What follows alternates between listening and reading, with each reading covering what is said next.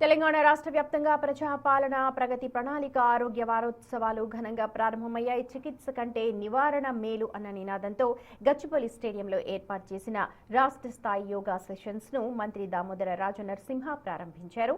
ఈ కార్యక్రమంలో మంత్రి పొన్నం ప్రభాకర్తో కలిసి ఆయన స్వయంగా యోగాసనాలు వేశారు. అనంతరం ఆయుష్ డిపార్ట్మెంట్ ఏర్పాటు చేసిన స్టాల్స్ ని కూడా మంత్రులు పరిశీలించారు.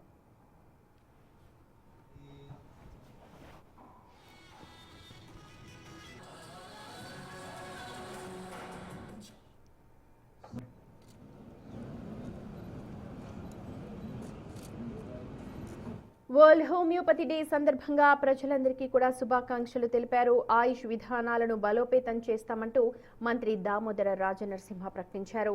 భారతదేశం ప్రపంచానికి అందించిన గొప్ప వరం యోగాని. ఇది శరీరం, మనసు, ఆత్మ మధ్య సమతుల్యతను కలిగిస్తుందన్నారు. సెడెంటరీ లైఫ్ స్టైల్, కాలుష్యం కారణంగా పెరుగుతోన్న బీపీ, షుగర్, క్యాన్సర్ లాంటి నాన్ కమ్యూనికబుల్ వ్యాధులను అరికట్టేందుకు కూడా నిత్యం యోగా సాధన చేయాలి అనంటూ దామోదర రాజనరసింహ పిలుపునిచ్చారు.